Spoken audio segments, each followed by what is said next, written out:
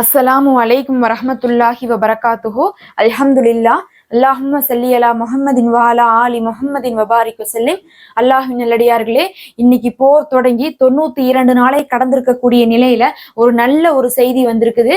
அல்ஹம்துலில்லாஹ். இந்த 3 மாசமாக அங்க காசா மக்கள் எவ்வளவோ கஷ்டங்களை பட்டுட்டு இருக்காங்க. சாப்பாடு இல்ல, தண்ணி இல்ல, கரண்ட் இல்ல, தேவையான மருத்துவம் கூட இல்லாம ஒரே சிரமத்திலேயே இருந்துட்டு இருக்காங்க. இந்த நிலைமையில எல்லாருக்குமே இருக்கக்கூடிய ஒரு கேள்வி என்னன்னா, எப்படி இஸ்ரேல் அவர்களுடைய விமானங்களை எல்லாம் பயன்படுத்தி காசாக்குள்ள தரைவழி தாக்குதலுக்கு வந்த இஸ்ரேலிய சிப்பாய்களுக்கு தேவையான பொருட்கள், ஆயுதங்கள், உணவுகள் எல்லாம் வீசுற மாதிரி ஒரு வீடியோ எல்லாம் விட்டுருந்தாங்களே. அப்ப அதுல இருந்தே நமக்கு காசா மக்களுக்கு இந்த மாதிரி யாருமே உதவி செய்ய மாட்டாங்களா? பக்கத்தால் இருக்கக்கூடிய அண்டை நாடுகள், அரபு நாடுகள், சவுதி அரேபியா, துருக்கி போன்ற நாடுகளால செய்ய முடியுமே. அவர்கள் தங்களுடைய விமானங்கள் மூலமாக காசா மக்களுக்கு உணவுகளையும் மருத்துவத்தையும் பேராஷூட் மூலமாக விமானத்துல தரையிறக்க முடியாதா அப்படிங்கக்கூடிய சந்தேகம் எல்லாரிடத்திலையும் இருந்துச்சு. கேட்டுக்கொண்டே இருந்தார்கள். நீங்க எந்த கமெண்ட்ல பார்த்தாலும் இந்த கேள்விகள் இருந்துகிட்டே தான் இருக்கும். அப்படி இருந்த போது இத்தனை நாள் கழிச்சு இதுவரையும் செய்யாத ஒரு விஷயத்தை இப்போ அது செஞ்சிருக்காங்க. நாம ஆசைப்பட்ட மாதிரி விமானம் மூலமாக இப்ப காசா மக்களுக்கு நிவாரண பொருட்களை போட்டிருக்காங்க. இதை யார் செய்திருக்காங்கன்னு பார்க்கும்போது ஜோர்டான் அரசு செஞ்சிருக்கு. அவர்களுக்கு துணையாக பார்த்தா பிரான்ஸ் நாடு இருந்திருக்குது. அப்ப பிரான்ஸ் உடைய உதவியோட, ஐநாவுடைய உதவியோட சேர்த்து ஜோர்டான் தான் இந்த முயற்சியை மேற்கொண்டிருக்காங்க. முதல் கட்டமாக நேற்றைய தினம் தான் அவங்க போட்டிருக்காங்க. வெற்றிகரமாக அது காசாவுக்கு போய் சேர்ந்திருக்குது. எந்த பகுதிக்கு இந்த உதவி போயிருக்குன்னு பார்க்கும்போது கான்யூனிஸ் பகுதிக்கு, மருத்துவமனைக்கு பக்கத்தால இவங்க தரையிறக்கி இருக்காங்க. அங்க 12.5 லட்சம் மக்கள் இருக்காங்க. கிட்டத்தட்ட காசாவில் இருக்கக்கூடிய கிட்டத்தட்ட பாதி சதவீத மக்கள் இப்ப அங்க இருந்துட்டு இருக்காங்க. அவர்களுக்கு தான் இந்த நிவாரண பொருட்கள் போயிட்டு இருக்கு. இப்ப நீங்க பார்க்கக்கூடியதெல்லாம் அந்த காட்சிகள் தான். இது பாத்தீங்கன்னா விமானத்துக்குள்ள இருக்கிறாங்க. லைனா பாக்ஸ் பேக் பண்ணி வச்சிருக்காங்க. கிட்டத்தட்ட 7 டன்னுங்கிறாங்க. அதாவது 7000 கிலோகிராம்னு அர்த்தம். அந்த அளவுக்கு எடை உள்ளதை பேராஷூட்டால இணைச்சு வச்சிருக்காங்க.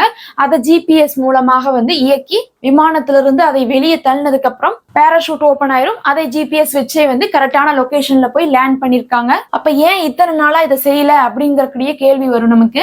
ஏன்னா இப்படி செஞ்சாவே இஸ்ரேல் அந்த விமானத்தை தாக்கக்கூடிய அபாயம் இருக்கு. காசாவுக்கு போகணும்னா அந்த எல்லைக்குள்ள எல்லாம் போய் தான் அவர்கள் அனுப்ப வேண்டியது இருக்கும். அப்படி இருக்கும் போது இஸ்ரேலுடைய ஏவுகணை தாக்குதலுக்கு ஆளாயிருவோமேன்னு சொல்லிட்டு தான் யாரும் இந்த ரிஸ்க் எடுக்காம இருந்தாங்க. ஆனா முதல் முறையாக ஜோர்டான் எடுக்கிறாங்க. அதுக்கு மிக முக்கியமாக பிரான்ஸ் துணை இருக்கிறாங்க. பிரான்ஸுங்கிறது இஸ்ரேலோட டைப் ஆயிருக்கக்கூடிய ஒரு நாடு தான். ஆனாலும் அவர்கள் பார்த்தா ஜோர்டான் கூட நல்ல உறவு வச்சிருக்காங்க.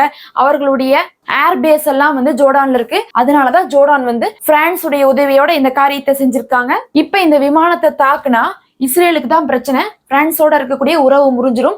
பார்த்தாவே தெரியுது பிரான்ஸ் உடைய விமானம், பிரான்ஸ் உடைய கொடியெல்லாம் போட்டிருக்கு. அதனால இஸ்ரேல் வேற வழி இல்லாம சும்மா இருக்கக்கூடிய நிலைமை ஏற்பட்டிருக்கு. நம்ம இப்போ ஒரு 4 நாட்களாகவே என்ன செய்தி பார்த்துட்டு இருக்கோம்னா, இஸ்ரேலை சேர்ந்த அமைச்சர்கள்லாம் முடிந்த அளவுக்கு எந்த ஒரு நிவாரண பொருட்கள், உணவுப் பொருட்கள் உள்ள வரக்கூடவே கூடாதுன்னு சொல்லிட்டு திட்டவட்டமாக அறிவிச்சு அதுக்கான முயற்சிகள் மேற்கொண்டு எந்த பாதையெல்லாம் வருதோ அந்த பாதைகளெல்லாம் அழிச்சிட்டாங்க. ட்ரக்குகள் வர முடியாத மாதிரியும், இன்னும் சில நாட்கள்ல ஐநாவுடைய ஏஜென்சியே அங்க இருக்கக்கூடாது, அந்த வளாகத்தை எல்லாம் நம்ம முற்றிலுமாக அழிக்கணுங்கக்கூடிய அறிக்கையெல்லாம் விட்டுருக்காங்க. காரணம் என்னன்னா, அந்த மக்களுக்கு எந்த நிவாரண பொருட்களும் போகாம ஒரு 3 மாசமாவது அவர்களை இனிமேல் சாப்பாடு, தண்ணி, மருத்துவம் இல்லாம கஷ்டப்படுத்தணும். அப்படி கஷ்டப்படுத்திட்டோம்னா அவர்களே காசாவை விட்டு வெளியேறிடுவாங்க அப்படிங்கக்கூடிய திட்டத்தை போட்டுட்டு இருக்காங்க. இந்த நிலைமையில இப்படி ஒரு முயற்சி செஞ்சு வானத்துல இருந்து இறக்குனது ரொம்பவே ஆறுதலான ஒரு விஷயமா இருக்கு. இனி வரக்கூடிய நாட்கள்லயும் தொடர்ந்து இவர்கள் செய்வாங்க அப்படிங்கிறதை நம்ம நம்பலாம். இதை பார்த்தாவது துருக்கி, சவுதி அரேபியாலாம் செஞ்சாங்கன்னா பரவாயில்ல. அவர்களுக்கெல்லாம் யாருடைய உதவியும் தேவையில்லை. அவ்வளோ ஒரு ஸ்ட்ராங்கான ஆர்மி அவங்கள்ட்ட இருக்குது. இருந்தாலும் அவங்க செய்ய மாட்டாங்க. ஏன்னா இஸ்ரேல் கூட பகச்சிக்க கூடாதுன்னு சொல்லிட்டு இந்த முயற்சியை இன்னுமே சில நாட்களுக்கு முன்னாடி இருந்தே நடத்தியிருந்தா அங்க எத்தனையோ உயிரிழப்புகளையும் நம்ம தடுத்திருக்கலாம். எது எப்படி இருந்தாலும் சரி, இப்ப இருந்து அது கிடைச்சா கூட அவர்களுக்கு ஒரு பெரும் உதவியாகத்தான் இருக்கும். இது தொடர்ந்து நடக்கணும். எந்த ஒரு தடுங்களும் வந்துடக்கூடாதுன்ட்டு நம்ம அல்லாஹ்விடத்துல துவா செய்யணும். அந்த மக்கள் அவர்களுக்கு தேவையான அத்தியாவசியமான விஷயங்களையாவது அவர்கள் பெற்றுக்கொள்ள வேண்டும்னு சொல்லி தொழுகையில நீங்க துவா செய்துட்டே வாங்க. நம்மளுடைய துவாக்களை அல்லாஹ் வீணாக்க மாட்டான்.